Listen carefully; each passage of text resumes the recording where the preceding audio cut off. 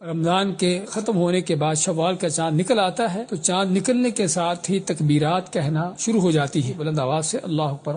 لا الہ الا اللہ اللہ اکبر وللہ الحمد۔ تکبیرات گھروں میں، بازاروں میں مردوں کے حوالے سے بلند آواز سے ان تکبیروں کو کہنا چاہیے، اور یہ چاند نکلنے کے بعد سے شروع ہوتی ہیں کہنا، اور جب تک عید کی نماز ہم شروع نہیں کر لیتے، عید کی نماز شروع کرنے سے پہلے تک یہ تکبیریں جاری رہتی ہیں۔ ہم فرض کرو عیدگاہ میں جاتے ہیں، مسجد میں جاتے ہیں عید کی نماز پڑھنے کے لیے، سنت ہے کہ مسجد کو جاتے ہوئے اور گھر سے نکلتے ہوئے تکبیرات کا پڑھنے کا، بلند آواز سے پڑھنے کا اہتمام کیا جائے۔ اس کے متعلق اللہ تعالیٰ کا فرمان ہے وَلِتُكْمِلُوا الْعِدَّةَ وَلِتُكَبِّرُوا اللَّهَ عَلَى مَا هَدَاكُمْ، کہ تاکہ تم اپنی عدت کو جو رمضان کے روزوں کی پوری کرو، اور اللہ نے جو تم کو ہدایت دی اس پر تم اللہ تعالیٰ کی بڑائی بیان کرو۔ اسی طرح دوسرا بڑا کام جو ہے وہ کرنے کا، خصوصاً چاند نکلنے کے بعد سے عید کی نماز سے پہلے تک، وہ زکوٰۃ الفطر ہے، فطرانہ ہے، صدقہ فطر ہے، کہ جس کا اصل وقت چاند نکلنے سے شروع ہوتا ہے۔ بہتر افضل وقت جو ہے وہ عید کی نماز سے پہلے اس کو نکالنا ہے، تو اس لیے اگر کوئی آدمی چاہے تو چاند نکلنے کے بعد اسی رات کو نکال دے، یا عید کی نماز پڑھنے سے پہلے فجر کے بعد جب عید کی نماز کے لیے جاتا ہو اس وقت، اگر عید کے چاند نکلنے سے پہلے بھی 1 یا 2 دن پہلے تک نکالنا چاہے تو اس کی بھی اجازت ملتی ہے، جس طرح کہ ابن عمر رضی اللہ تعالیٰ کی حدیث ہے، فرماتے ہیں کہ صحابہ کرام عید کا چاند نکلنے سے